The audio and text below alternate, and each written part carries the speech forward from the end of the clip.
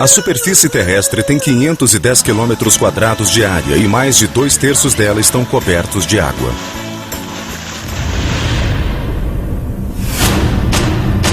Até hoje, a maior parte dos nossos oceanos e mares continua inexplorada. Sabemos mais sobre os segredos e enigmas da superfície lunar do que sobre as águas do nosso planeta.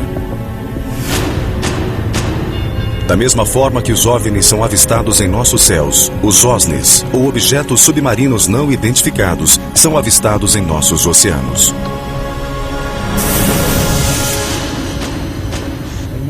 O OSNI é um OVNI que também se locomove na água. Provavelmente, OVNIs e OSNIs são a mesma coisa. Um OVNI se torna um OSNI quando passa para o meio aquático. Explore conosco os mistérios inéditos deste curioso tipo de OVNI. Seria ótimo se a Marinha nos revelasse todos os OSNIs que tem observado. Sem dúvida é possível existir um veículo subaquático com velocidade supersônica. Considera-se que a cidade perdida de Atlântida seja uma base secreta para os OSNIs. A lenda de Atlântida sugere que essa base exista atualmente. Sabe-se que Cristóvão Colombo registrou uma observação de OSNI em seu diário. Viram-nos subindo e descendo durante a noite. A única ocorrência OSNI documentada pelo governo aconteceu em Nova Escócia, na costa do Canadá. Na noite de 4 de outubro de 67, um OVNI foi avistado planando sobre as águas de Shag Harbor. De repente, ele se inclinou e arremeteu na direção da água, produzindo uma luz forte e um som de explosão. De acordo com pesquisadores, os OVNIs das profundezas continuam se escondendo nas águas inexploradas da Terra. Será que eles apenas nos visitaram? Ou será que continuam aqui?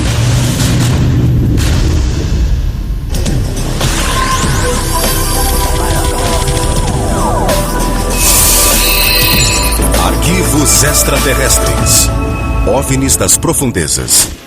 Este é o canal de Santa Catalina, um braço de 41 quilômetros do Oceano Pacífico que separa a cidade de Los Angeles da Ilha Catalina. Segundo os experts, estas águas, que em alguns pontos são tão profundas quanto a altura do Monte Everest, podem ocultar alguns dos mistérios mais sombrios do mundo. O que vocês estão vendo é um objeto voador não identificado. Isso não é montagem, é real. Essa imagem foi feita por Lillian Hansen quando filmava a Ilha Catalina de um helicóptero. Ultimamente, o aumento no número de observações de objetos submarinos não identificados, ou OSNIs, mergulhando e emergindo do canal, tem preocupado os moradores do local e os pesquisadores. Essa região é muito rica em atividade extraterrestre. Já cobri provavelmente uns 200, 300 casos de OVNIs que voavam sobre as montanhas ou sobre a água daqui. É uma área imensa. Preston Dennett é o autor de UFOs Over California. Ele investiga a atividade extraterrestre nesta área há quase 20 anos. Houve uma grande onda de observações na região da montanha Santa Mônica em 14 de junho de 92. As testemunhas viram um total de 200 objetos. E o interessante é que eles provinham de baixo. Normalmente, quando alguém avista um OVNI, ele surge nos céus como uma estrela que só depois começa a descer. Aqueles vieram de baixo para cima. 14 de junho de 1992, 22 horas e 24 minutos. Por quase 2 minutos, as águas do Oceano Pacífico explodiram em luz enquanto centenas de naves brilhantes em forma de disco foram vistas voando para fora do mar em conjunto. Tal como em outros eventos similares, as naves emergiram do Pacífico em quase total silêncio. Depois planaram por um momento e logo após arremeteram em direção ao espaço. Até no distante distrito de Malibu, a polícia recebeu telefonemas que relatavam o incidente. A seguir, um telefonema real que foi dado naquele dia. Gabinete do xerife de Lost Hills. Alguém ligou para contar sobre algo estranho essa noite? Você poderia ser um pouco mais específico? Que tipo de coisa estranha? Luzes. Luzes? Sim. O que aconteceu com você exatamente no caminho de casa? Estou com vergonha de contar, porque você vai achar que estou louco. Nós vimos o que parecia ser uma luz brilhante nos céus. Entendo. Pelo barulho, não era um helicóptero. Pode acreditar, nunca fiquei tão assustado antes em minha vida. Segundo Dennett, o incidente também foi relatado para a Guarda Costeira de Long Beach, que nega ter recebido uma ordem de busca. O evento de 1992 foi o segundo a ocorrer em Los Angeles em 4 anos. Na manhã cinzenta de 7 de fevereiro de 1989, mergulhadores, sonares de navios e pessoas que estavam na costa avistaram um objeto não identificado, comprido e escuro, emergir do Pacífico. Por 90 segundos, o OSNI planou rente à superfície e, em seguida, ejetou uma dúzia de objetos menores e bastante rápidos. 1 minuto depois, a nave submergiu. O último sinal captado via sonar indicava que ela seguia em direção ao canal de Santa Catalina quando desapareceu. Dúzias de objetos foram avistados da costa de Marina del Rey. Os OSNIs ejetavam naves menores com mais ou menos 6 metros de diâmetro que foram vistas navegando sob a superfície do oceano. E elas também entravam e saíam da água. Tal como o incidente de 1947 em Roswell despertara a curiosidade mundial sobre os discos voadores, os acontecimentos próximos a Los Angeles deram início a uma onda de pesquisas sobre as ameaças e o potencial dos tais OSNIs. Os oceanos cobrem 70% do planeta Terra. Eles escondem muita história e muitos mistérios. É bem possível que exista uma sociedade de criaturas, de seres inteligentes e evoluídos, vivendo nas profundezas, porque eles têm essa capacidade e porque ninguém chega lá. É fascinante pensar sobre os OVNIs subaquáticos, porque eles podem saber muito mais sobre nosso planeta do que eu e você. A capacidade que um OSNI tem de se multiplicar ou de se dividir em partes é única. Houve um caso impressionante que ficou conhecido como o Evento do Golfo Nuevo. No dia 8 de fevereiro de 1960, a Marinha Argentina detectou 2 objetos não identificados parecidos com submarinos em suas águas. De repente, de acordo com os relatos, o sonar indicou que os objetos subaquáticos começaram a se subdividir e a alçar voo a partir da água. Contato do sonar 158, 191 metros. Contato do comando 158, 191 metros. Em 1960, a Marinha Argentina detectou 2 submarinos gigantes que inexplicavelmente se multiplicaram em 6 outros submarinos. Os argentinos não conseguiram capturá-los nem destruí-los porque as naves simplesmente desapareceram. O caso chegou a atrair a atenção dos oficiais mais antigos da União Soviética. Nikita Khrushchev, líder da União Soviética na época, ficou tão intrigado com a história que enviou seu auxiliar diplomático à Argentina para descobrir o que estava acontecendo. Enquanto alguns pesquisadores alegam que estes objetos podem não passar de submarinos militares disparando torpedos, outros argumentam que os submarinos não eram capazes de disparar 6 ou mais torpedos em 1960.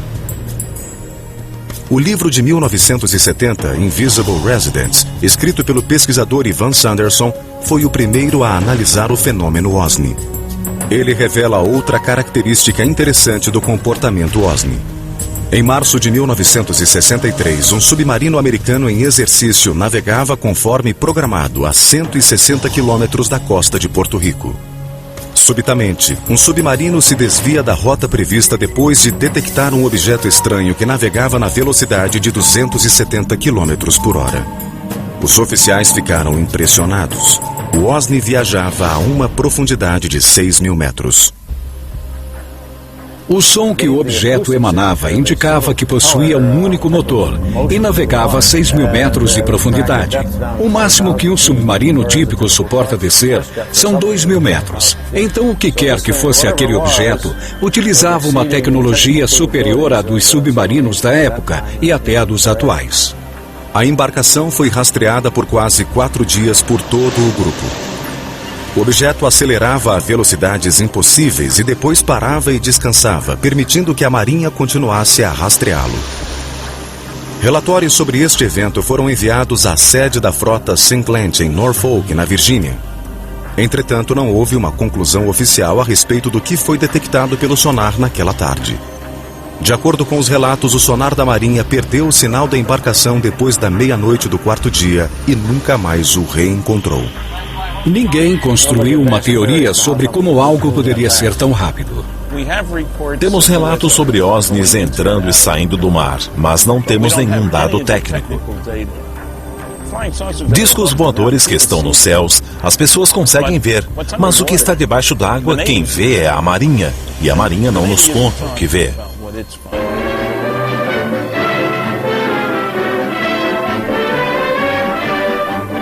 Inflando um enorme balão a bordo do navio USS Norton Sound, a Marinha se prepara para estudar os pretensos raios cósmicos no Oceano Pacífico. Esta é a novidade. Uma segunda consideração esclarece o mistério dos ditos discos voadores. São estes imensos balões de 30 metros de diâmetro, capazes de subir a 30 quilômetros de altitude, que foram confundidos com as tais naves. Dizem que em grandes altitudes esses gigantes alongados ficam planos como discos. Fim do mistério. Mas continuavam a chegar relatos ao redor da Terra. Em 11 de novembro de 1972, a imprensa internacional começa a divulgar outro caso extraordinário. Um objeto muito veloz, parecido com um submarino, foi captado pelo sonar no Fiord Sony, na costa da Noruega, e foi perseguido pela marinha daquele país por 2 semanas. Uma frota de navios e de helicópteros caçadores de submarinos foi organizada para encontrar o objeto. Em 20 de novembro de 1972, o OVNI foi visualizado pela primeira vez. Foi descrito como um objeto imenso e silencioso em forma de charuto. Um navio da Marinha prontamente disparou seus torpedos contra ele. Um navio realmente o avistou na superfície e o torpedeou. Só que o objeto submergiu. Apesar de todos os artigos se referirem ao objeto como se ele fosse um submarino, ninguém identificou a embarcação. Depois de rastrear o objeto por quase 2 semanas, a Marinha executa um plano para bloquear o fiord e capturar o OVNI. Eles tentaram bloquear o fiord para que nada pudesse entrar ou sair. Mas mesmo assim, depois de 15 dias, o objeto desapareceu. É por isso que acho que o veículo que foi rastreado pela Marinha não era um submarino, mas sim um OVNI. A seguir, teriam Cristóvão Colombo e seu pessoal avistado OVNIs entrando e saindo do Atlântico em 11 de outubro de 1492? Um antigo caso remonta à época de Colombo em 1492, antes do descobrimento da América. E tudo se passou no Santa Maria. 11 de outubro de 1492, 22 horas, uma noite calma e quente. Cristóvão Colombo e seu pessoal navegavam vagarosamente por entre as partes mais profundas do Atlântico e do Triângulo das Bermudas.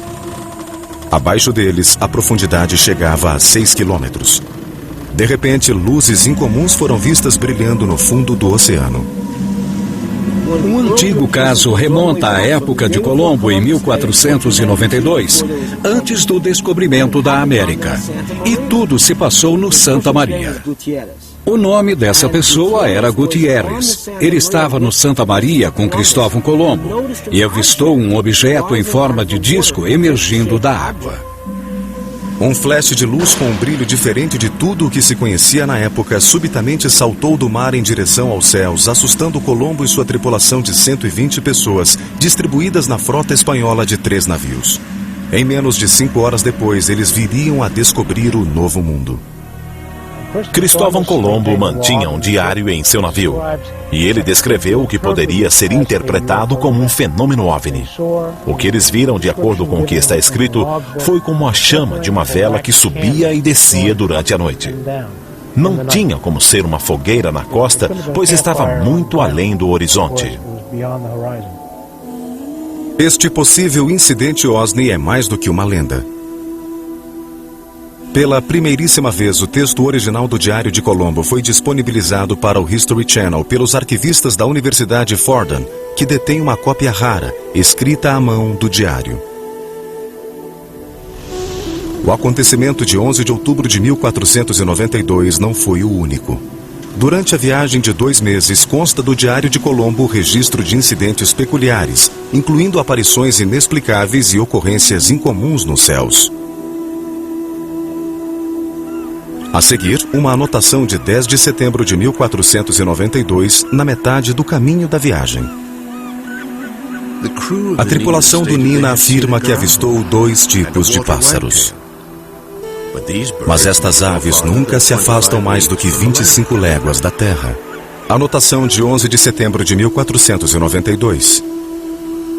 Avistei um grande fragmento do mastro de uma embarcação de aproximadamente 120 toneladas, mas não consegui içá-lo. Registros de 17 e 20 de setembro indicam que estrelas ou outras luzes desconhecidas moviam-se nos céus. Uma estrela saía de seu lugar, mas os outros pontos brilhantes não. E a infame anotação de 11 de outubro. Às 22 horas daquela noite, o almirante viu uma luz enquanto estava no convés. Chamou Pero Gutierrez, contou-lhe o que vira e pediu a ele para olhar na mesma direção. Pero assim o fez e viu a luz.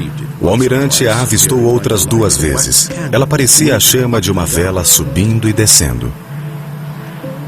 É possível que esses estranhos eventos registrados durante a viagem náutica mais marcante da história sejam resultado de embarcações extraterrestres que acompanhavam a frota de Colombo? Alguns sugerem, entretanto, que qualquer interpretação ou racionalização que se faça sobre o Diário de Colombo não corresponde à verdade. Se Cristóvão Colombo viu um objeto estranho sair da água, voar ao redor de seu navio e desaparecer, por que ele não contou isso a ninguém? Porque o teriam julgado louco e o prendido instantaneamente, é claro.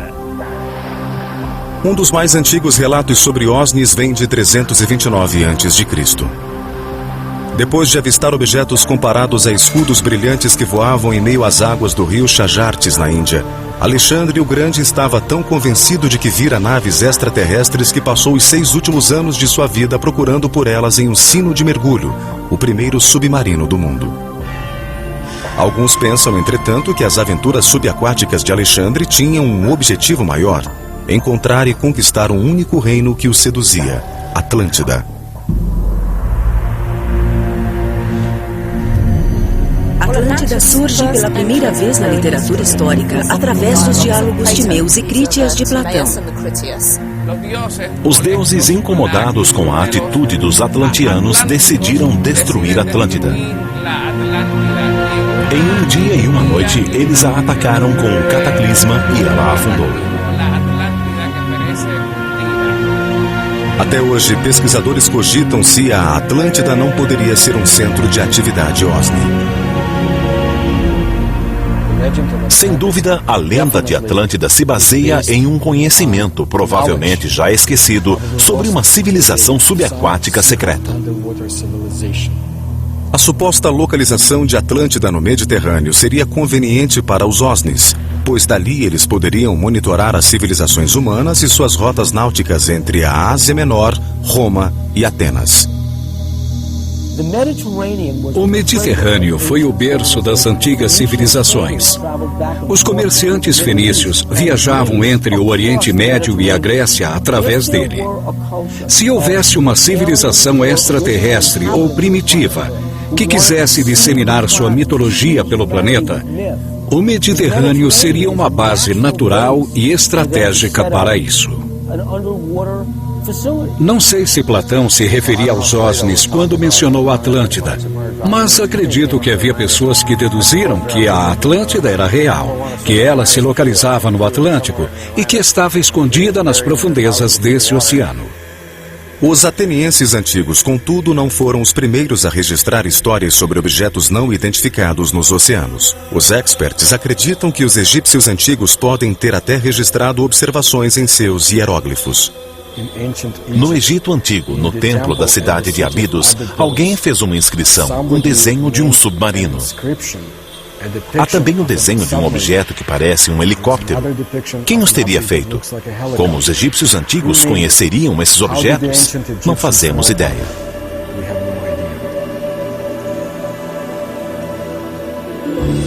Um Um dos casos europeus mais antigos é uma série de relatos de observações ocorridas no século XI. Um dos casos mais antigos que pus no site se remonta ao ano 1067. Tem a ver com os camponeses que viram algo flamejante nos céus.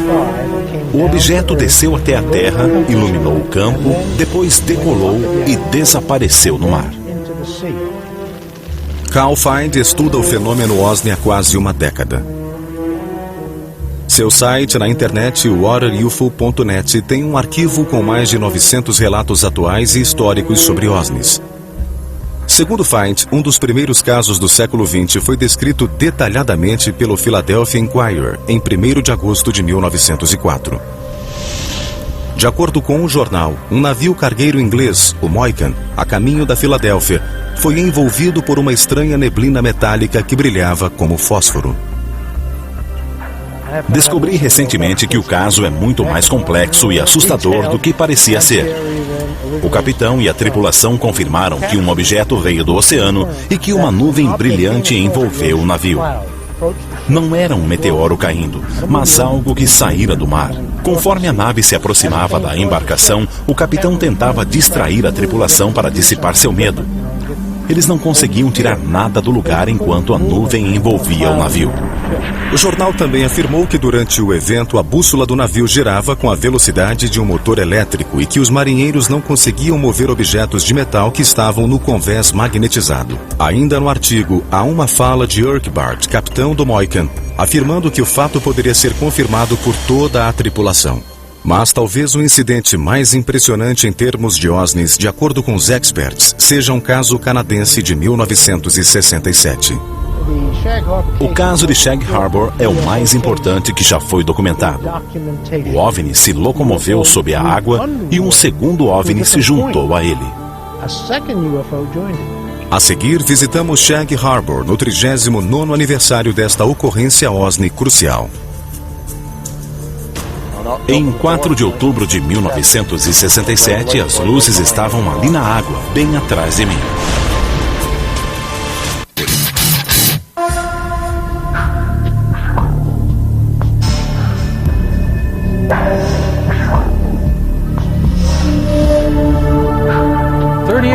Nove anos atrás, em 4 de outubro de 67, por volta das 23 horas e 20 minutos, algo aconteceu em Shag Harbor, que se tornou memorável nos anos seguintes.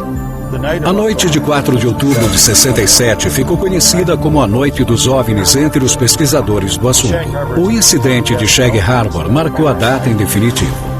Chris Stiles e Don Ledger passaram a última década pesquisando o incidente OSNI de Shag Harbor. O caso, largamente divulgado no Canadá na ocasião, foi totalmente esquecido nos anos subsequentes. No entanto, o livro lançado pela dupla em 2001, Dark Object, reabriu o caso e lançou nova luz às inúmeras observações de OSNIs daquela noite e das semanas seguintes. A razão pela qual o incidente de Shag Harbor se sobressaiu e eclipsou a importância das outras observações de OVNIs deveu-se ao fato de algo ter descido dos céus e entrado na água com muita luminosidade e barulho. O interessante é que no início ninguém associou o fato aos OVNIs. Muitos telefonemas foram dados imediatamente à Polícia Real Canadense mais próxima. E neles as pessoas diziam que tinham visto luzes ou que um avião podia ter caído no mar. A preocupação e o interesse eram no sentido de procurar por sobreviventes. Ninguém mencionou um OVNI.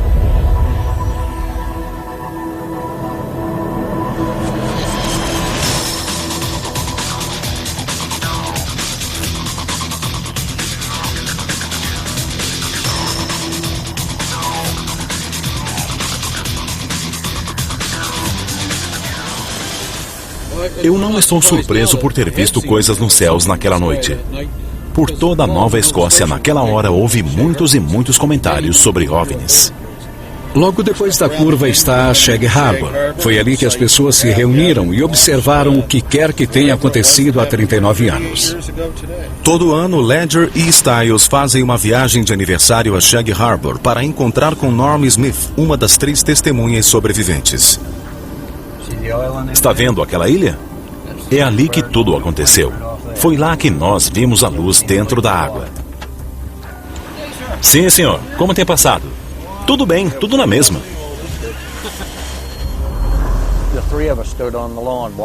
Nós três ficamos no gramado observando as luzes. Eventualmente elas começaram a se mover em nossa direção e depois arremeteram contra o solo. Pensamos que era um acidente de avião. Então, pegamos o carro do meu pai e viemos até este ponto, ao lado da árvore irlandesa. Quando chegamos aqui, havia mais umas 10 pessoas. Observamos as luzes na água por uns 2 ou 3 minutos, até que elas desapareceram. O que aconteceu depois é incontestável. Antes da meia-noite de quarta-feira, 4 de outubro, os oficiais da Polícia Real Canadense, que também presenciaram o evento, vasculharam a água em barcos até às 3 da manhã com a ajuda de vários pescadores locais, inclusive Norm Smith. Ao meio-dia de sexta-feira, 6 de outubro, mergulhadores da Marinha Canadense de Halifax chegaram e vasculharam a área durante todo o fim de semana. Eventualmente, 7 mergulhadores foram despachados da unidade de Halifax e levados a Shag Harbor. Eles trabalharam duro durante todo o fim de semana. Na manhã de segunda-feira, a busca foi dada como concluída. E no relatório aparecia apenas a palavra OVNI, circulada e grifada. De acordo com relatórios do governo, o objeto viajara do sul para o norte ao longo do litoral da Nova Escócia. A certa altura, ele parou e ficou planando. Então, por volta das 23 horas e 20 minutos, o objeto mergulhou na água sob um ângulo de 45 graus a 270 metros da costa. Bem atrás de mim foi onde vimos as luzes, na ilha Bomb Portage, bem atrás de mim. Quando os oficiais da polícia canadense chegaram à costa pela velha estrada número 3, o OVNI ainda estava se movendo sobre a superfície da água. Inclusive, ele parecia deixar um rastro de espuma amarela e densa. Na semana seguinte à do ocorrido, a história se torna ainda mais misteriosa e o caso acaba na primeira página dos jornais canadenses. Tal como Ledger e Stiles contam em seu livro, no dia seguinte àquele em que o incidente foi oficialmente classificado como um evento OVNI, uma segunda nave mergulhou no mar da Nova Escócia e foi se encontrar com a primeira. Então a nave veio descendo em uma velocidade impressionante. Veio através do norte de New Brunswick, passou direto pela Baía de Fundy até o sul de Nova Escócia e mergulhou no mar aqui.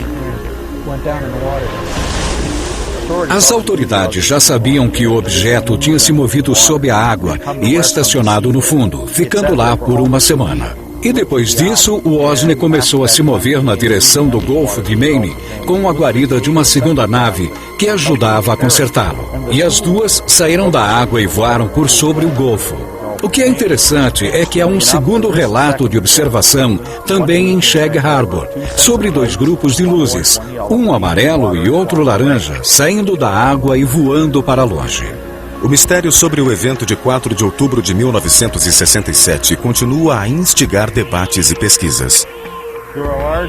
Há uma grande quantidade de documentos que interpretam o incidente como a queda de um OVNI.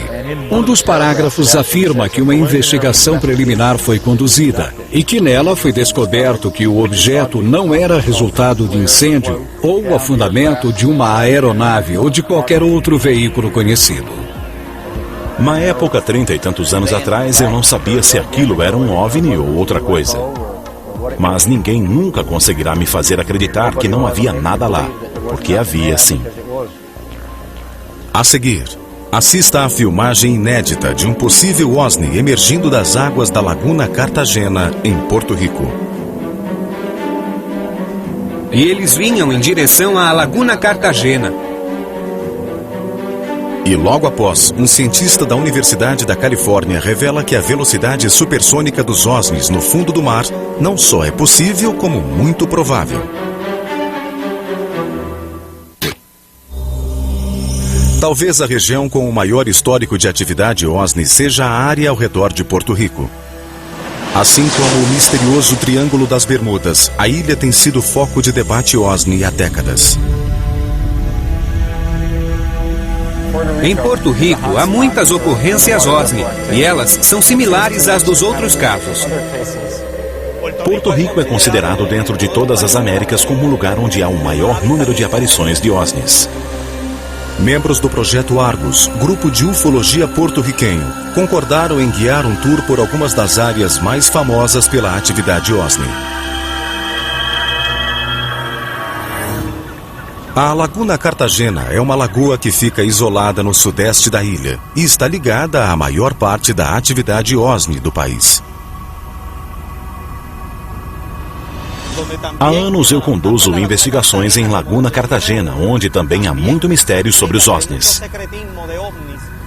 Desde 1930, tem havido centenas de ocorrências em Laguna Cartagena, com muitos OVNIs entrando e saindo da área. 8 de outubro de 2002. Às 21 horas aproximadamente, o policial e membro do projeto Argus, Carlos Torres, viu um OSNI vermelho e brilhante saindo das águas da Laguna Cartagena em uma velocidade incrível. Logo depois, o objeto parou e ficou planando acima da superfície da água. Testemunhei um objeto planando sob a Laguna Cartagena. Os militares se envolveram no caso porque eles também o viram. A nave voou até o Monte Índio, fez a volta, retornou e ficou planando sobre a laguna.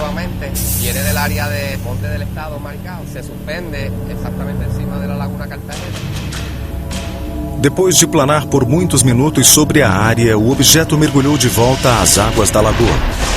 Outro membro do Argus, Giuseppe Quinones, acredita que conseguiu filmar o mesmo objeto em 2004.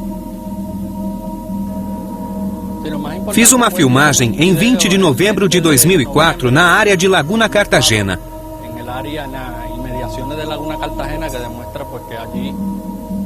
Eis o vídeo inédito que foi feito neste lago e que é uma possível evidência de um OSNI. A nave brilhante foi vista ao sair da água e planou por quase 1 minuto antes de voar para longe.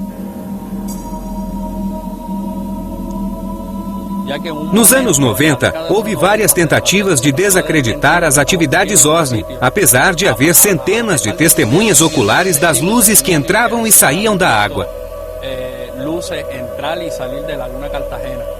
Elas têm sido vistas por todo o país. Os locais mais mencionados são a Laguna Cartagena e a Rota 303. A região de Lajas, por onde passa a Rota 303, tem sido outra fonte de observações de OSNIs e OVNIs. Em 1997, no Monte Índio, pode ter ocorrido a queda de uma nave. Ela deixou a zona de impacto toda chamuscada e muitas perguntas sem resposta. Em 5 de maio de 1997, um OVNI caiu ali e queimou quase tudo no topo da montanha. Havia agentes federais naquela noite e eles abriram algo. Seria um OVNI? Depois do incidente de 97, os oficiais locais do governo começaram a levar mais a sério as aparições de OVNIs e OSNIs. Como resultado direto disso, o prefeito de Lajas, Porto Rico, renomeou a estrada que atravessa a região de Rota OVNI 303. Mas, por enquanto, outras ocorrências OSNI ao redor da ilha pressionam os experts. Nos montes que ladeiam Lajas, um misterioso aeróstato do governo, um radar suspenso por balão, é lançado frequentemente a mais de 6 quilômetros de altitude, teoricamente para monitorar o clima e o tráfego aéreo. Entretanto, os pesquisadores acreditam que a função real do radar seja outra: observar e registrar as atividades OVNI e OSNI. Há um documento do governo na legislação que afirma que uma investigação secreta e não pública foi conduzida a respeito das ocorrências OSNI. E lá está escrito que os objetos não são perigosos para a humanidade. A grande quantidade de ocorrências OSNI ao redor da pequena ilha levou muitos a cogitar que as águas profundas do Triângulo das Bermudas, logo depois da costa, escondam mais do que OSNIs. Experts e pesquisadores do mundo todo acreditam que lá existe uma importante base extraterrestre.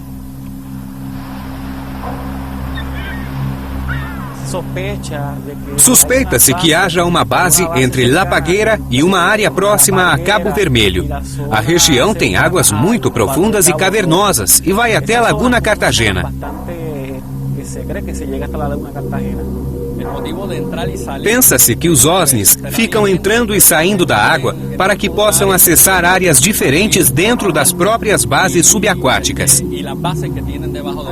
Poderiam todos estes eventos ser fruto do misticismo local ou talvez da lendária influência do Triângulo das Bermudas? Na cultura porto-riquenha, apesar de a maioria das pessoas comentar sobre chupacabra e Triângulo das Bermudas, elas não acreditam em nada disso.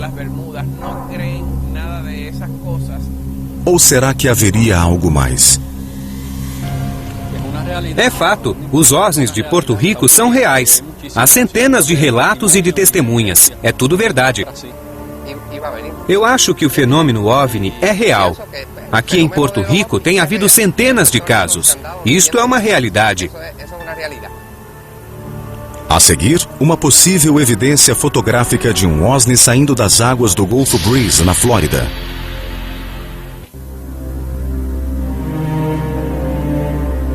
Acredita-se que os objetos submarinos não identificados sejam capazes de se mover através de nossos oceanos de um modo que desafia todos os princípios da física moderna. Os experts ficam impressionados com a habilidade que as naves têm de navegar sob grandes profundidades, de atravessar o gelo e de singrar os mares em velocidades supersônicas. Essas naves podem viajar debaixo d'água porque são impermeáveis, assim como são imunes aos raios gama, aos raios cósmicos e a qualquer outra coisa que possa atrapalhar sua jornada através dos diversos meios. De acordo com todas as informações, estamos lidando com uma tecnologia muito avançada. As naves contornam os navios e sem mais nem menos mergulham na água. Não existem barreiras para elas, passam facilmente de um lado a outro. Em 1969, quando conduziam seus exercícios cotidianos de quebra de gelo perto da Antártida, marinheiros americanos a bordo do USS Calcaterra viram um objeto não identificado submerso que apresentava algumas habilidades impressionantes. Ivan Sanderson comenta na revista Argosy sobre um evento no Ártico em que um objeto simplesmente abriu seu próprio caminho através do gelo e decolou. Um objeto com pelo menos 30 metros de comprimento, semelhante a um submarino, emerge do oceano totalmente congelado em uma velocidade incrível. Mas este caso, contudo, é apenas um de muitos incidentes similares reportados pelas marinhas ao redor do planeta.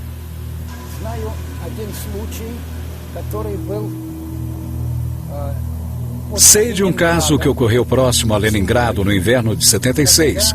Um OSNI quebrou o gelo, manobrou embaixo d'água e rompeu o gelo novamente para sair.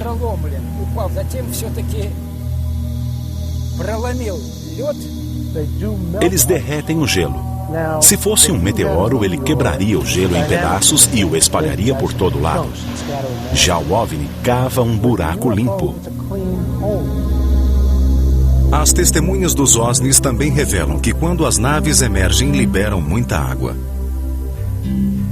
Ed Walters, morador do Gulf Breeze, em 7 de julho de 1988, tirou esta fotografia inédita do que parece ser um OSNI sobre um jato d'água em forma de tornado.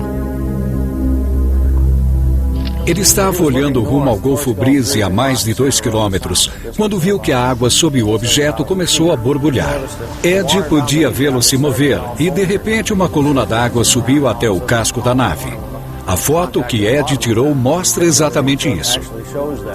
Esse tipo de caso levou alguns experts a considerar que os OSNIs utilizem água como fonte de combustível. Há quem pense que a água é essencial para o processo de fusão. Há muitos casos em que os OVNIs planam sobre reservatórios de água pequenos e grandes. Realmente, tudo indica que eles utilizem água para ajudar sua nave de alguma maneira. Pode ser que eles usem água como combustível. Quando falam sobre objetos que planam sobre a água e que aparentam sugá-la, realmente parece que precisam de um bom gole para seguir em frente. Há teorias científicas modernas a respeito de como os OSNIs teriam desenvolvido a capacidade de se locomover através da água com tanta eficiência. Pesquisadores cogitam tudo, desde sistemas de propulsão maciça a jato até bolhas de atrito que envolveriam os objetos. Os motores deles não são parecidos com os que conhecemos. Eles seriam geradores de força magnética e criariam um envelope protetor ao redor da nave, que repeliria o magnetismo natural da Terra. Isso lhes permitiria acelerar, desacelerar, subir, descer e viajar dentro d'água, por exemplo. Retirando energia de fluidos condutores de eletricidade, a nave consegue controlar a resistência, o fluxo, a velocidade, a sustentação. Ela pode resolver todos os problemas de locomoção e de alta velocidade dentro d'água. Um sistema aerodinâmico magnético funciona de forma similar à do submarino eletromagnético, que foi testado com sucesso. Um submarino eletromagnético foi realmente construído e testado pela Universidade da Califórnia em Santa Bárbara nos anos 60. Ele utilizava a capacidade natural da água salgada em conduzir eletricidade. O primeiro bom resultado de um sistema de propulsão eletromagnética foi obtido em 1966, quando este submarino especial foi apresentado. Este veículo aquático se locomove exclusivamente sob forças eletromagnéticas. Ele não tem nenhuma parte móvel. O princípio por trás disso é que a água do mar é um fluido eletricamente condutor. Se você vai contra a água do mar, segundo as leis de Newton, ela te empurra de volta, e assim você se move. Será possível que os OSNIs usem essa capacidade natural dos nossos oceanos para atingir velocidade supersônica? A água é um grande condutor magnético. Na verdade, se eles usarem um processo chamado de diamagnetismo, que é uma força repelente fraca, a água pode potencializar esta força. E isso explicaria como as naves conseguem se locomover tão bem na água. Um pesquisador sugere que os OSNIs podem se mover rapidamente em meio aquático e evitar um dano maior usando os mesmos princípios de uma lâmpada comum. O OVNI corresponderia ao filamento e o campo seria o bulbo, com a função de proteger o OVNI. Este impediria a entrada da água, que na verdade nunca chegaria a tocar o OVNI. É possível conseguir isso criando-se uma bolha com alto poder de cativação ao redor do objeto todo. Assim, o OSNI viajaria dentro de uma bolha de vapor d'água. Marco Pricevak é professor de engenharia mecânica da Universidade da Califórnia, em Riverside. Ele montou um experimento para o History Channel demonstrando a física por trás da possível velocidade supersônica em meio aquático. Basicamente, a única coisa com a qual se pode brincar é a forma do veículo e ela deve obedecer às formas padrão de um submarino. Para demonstrar como diversos formatos podem produzir as condições para a locomoção subaquática supersônica, Pricevak e sua equipe criam uma corrente submarina e colocam corante verde e lasers potentes ao redor de diferentes objetos submersos. Então, se tratar de um corpo aerodinâmico, vemos que o líquido flui impassível ao redor dele. Este objeto aerodinâmico vermelho demonstra a forma perfeita para uma embarcação submarina veloz. Por outro lado, o cubo cria máxima resistência pelo objeto todo. Um bom formato para um veículo subaquático com alto poder de cativação seria similar ao de uma cápsula de retorno da Soyuz ou de outras missões espaciais. As leis da física terrestre mudam drasticamente sob a água. Levar um veículo submarino a uma velocidade supersônica demanda uma quantidade de energia maior do que a que se pode produzir atualmente. Um veículo com 1,5 metro de diâmetro que viaje na velocidade do som no ar precisará de um motor com 15.000 cavalos de potência. Para que o mesmo veículo atinja a velocidade do som debaixo d'água, vai precisar de um motor com 1 milhão de cavalos de potência. Mesmo sendo cientificamente possível que os OSNIs atravessem os oceanos em velocidades supersônicas, como teria sido desenvolvida a tecnologia necessária para atingir este feito? Os inúmeros mistérios que envolvem essas naves podem nunca ser totalmente desvendados, e é exatamente isso que estimula o estresse e a maior discussão entre os pesquisadores.